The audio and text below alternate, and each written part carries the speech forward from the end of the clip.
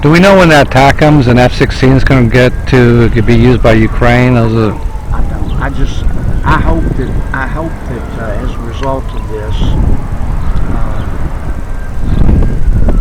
I hope it'll have two immediate consequences. Number one, our European allies need to do more. It is undeniable that if it were not for the generosity of the American people, Putin would be in Paris right now. That's just a fact. And Europeans need to do more.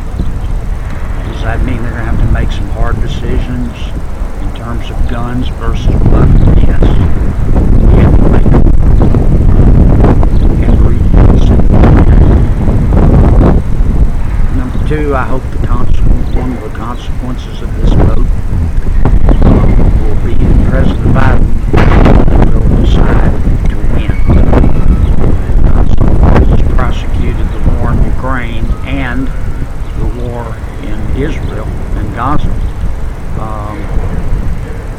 sort of from the standpoint of, well, I don't want to lose, but I don't want to win either. And that doesn't deter anything. Okay. It doesn't fool anybody. And I remember when I said the other day, I said it was with respect, but President Biden needs to go to Amazon and buy a spine on the line. He needs to instruct his people in the State Department that these are hard men. The State Department under this administration is very good at vetoing NATO UN resolutions and quibbling over language at a NATO summit. But this is a bar fight. Okay. And the State Department needs to stop quoting Socrates and reading Beowulf and get serious. We need to stand behind Ukraine. We will never get any sort of reasonable settlement to this war in Ukraine if Putin thinks that the United States has cut run. And President Biden he has gone wobbly on Israel. He needs to go back to his original position. We will never have, ever, write this down, take it home tomorrow, we will never have peace in the Middle East. The Repo Act, is that going to be the other? Do you think, how effective will the Repo Act be? I think it'll be very effective. And I think I was really glad that the House put it in. I wish more of the money was in the form of a loan. I wish we could get consensus from our European allies to seize all of Russia's assets. I know there have been legal questions raised about it, but frankly, if this country with as much blood as Putin and Xi and the Ayatollah have on their hands, and make no mistake about it, they're working together. At this point, given the blood on those autocrats' hands, I don't care how many lawyers can dance on the head of the pin. I say seize Russia's assets. Take them. And get these folks down and choke them. Not literally. I'm not talking about people literally. So I wouldn't mind it. But we've got to go win. And,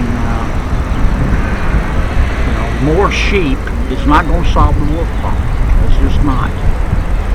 Weakness invites the wolves when you're dealing with people like this. I wish it weren't the case. If I make it to heaven, I'm going to ask why. There are just some people out there that they're not mixed up and they're not confused, and it's not that their mother or father didn't love them enough. They're just evil. Some of them are adventurous. I don't hate the people of Russia. I don't hate the people of Iran. I don't hate the people of China. But I despise Putin. I despise the Communist Party of China. And I despise the Ayatollah in Iran. If your religion requires you, as part of your religion, or if the sect of your religion requires you as part of the religion to kill other human beings, you need to get a new religion. The TikToking for the TikTok session. Oh, I've got mixed feelings about it. I mean, it's Where's Russia? What do you think of the Ukraine package? It's going to get done. I want it to get done like right now. Which one do I take? And how soon are we going to get the military aid to them? I hope as soon as we possibly can. Is it already being sent as we speak, or? Not as we speak. No, we have to. The president has to sign it into law. Okay. I'd like to get it to him today. That'd be a good thing. Thank you. Thank you. How important will the Repo Act be? Yeah, I think it's a frightening trend. I think that our country and some political leaders have become a little too comfortable with the anti-Semitic strain that we thought was narrow. Now we find out it's really quite broad, quite deep. The inability of college presidents and leaders in various states and communities to get a handle on it is frustrating. It seems cowardly, if not actually somewhat supported. So no, we have a big problem. Senator, what is in your opinion is the plus and minus of the Repo Act that's coming from the House on Ukraine? I mean, there seems to be a different feeling in the Senate than in the House. With regard to the loans, you mean? Yeah, the Repo Act, Yeah. and clawing back, Yeah. the oligarch and Russian assets. Yeah. Well, first of all, I supported the first package here that went over there. Yeah. But I also worked a little bit with some of the House members and the former president on fashioning something that could get passed. Yeah. And so, frankly, I think for a long time we've been pretty generous with not just Ukraine, but for decades with some of our geopolitical allies and friends, and in some cases frenemies even, without demanding much in return.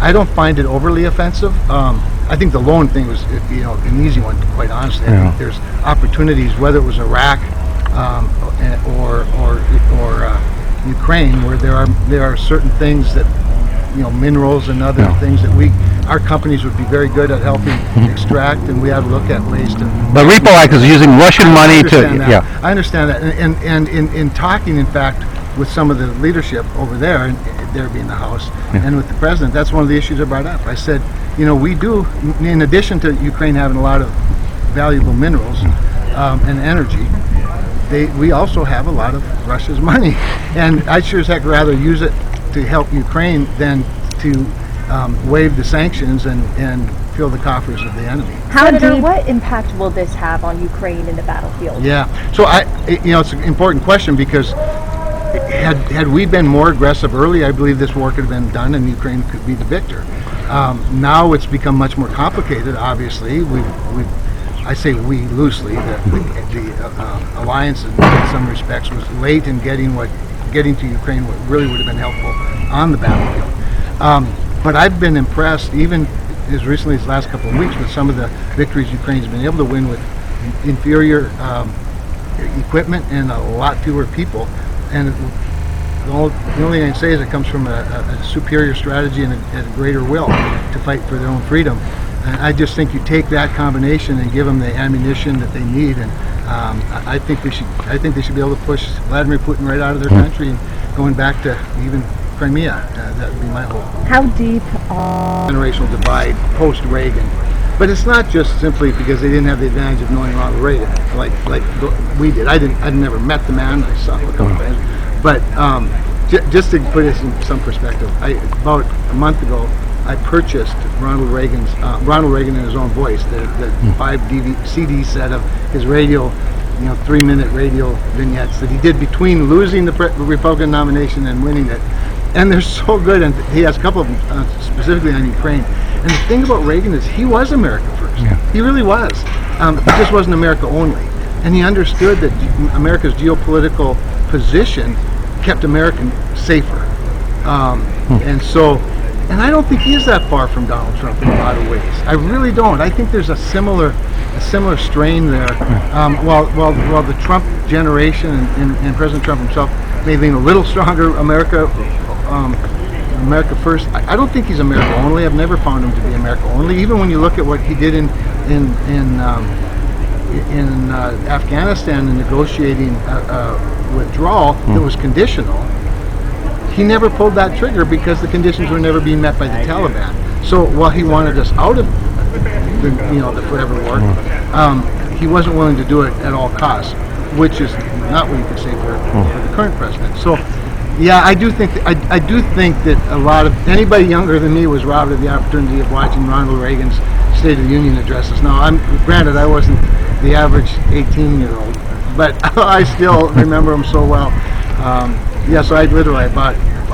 I was gonna say, I don't think many people have CD players. So I had to find one. I went to Best Buy and bought one. Oh, yeah. And I didn't know they sold them at that. they do. They do. And largely though, most of the time when you go buy one, they focus on burning the CDs, not playing them. So I went and bought one to play on my computer, and then I did download it into iTunes. I can tell you, everybody in Ukraine was saying, "Where's other Reagan Republicans?" And I did a short interview with Don Bacon on Saturday, and that just went viral. But I mean, how can you explain why somebody would go so against popular will to be anti-Ukraine or something when the vast majority of both Democrats and Republicans, your voters, are for Ukraine? They are. 90, Here's why I think there's a number of reasons. I think one of them really is our own problems. That there's been a blind eye to our domestic challenges with more support, and that's unfortunate. But like I said, you can't do the wrong thing over here because the wrong thing's being done over there. And that's where I land.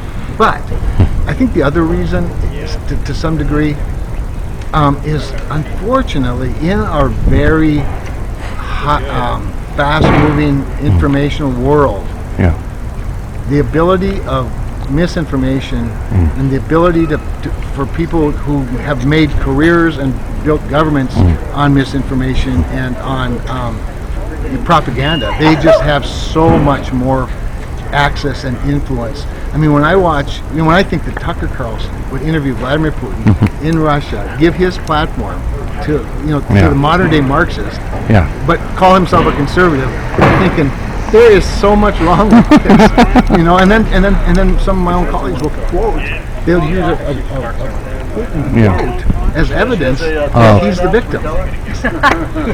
Anyway, And then I also want to ask, you said massive humanitarian aid in Gaza, and we need to give a big push to both parties toward a two-state solution that will result in lasting peace in the region. and we've got to go. How big of a mistake is it having in this package? Unconditional. oh, sorry. We should have more conditions on aid to Israel. And it is wrong to deny help to UNRWA. UNRWA is doing the work on the ground to deliver humanitarian relief in the region. Senator Cramer, speak out about what's happening at Columbia now and some of the universities. Would you like to hear some leadership from the Right now, we need to get the Ukrainian bill across the But there's finish people line. protesting. I mean, these We need to get universities. the Ukrainian bill across the finish line, and that's But what that we're doesn't working diminish on. the protest.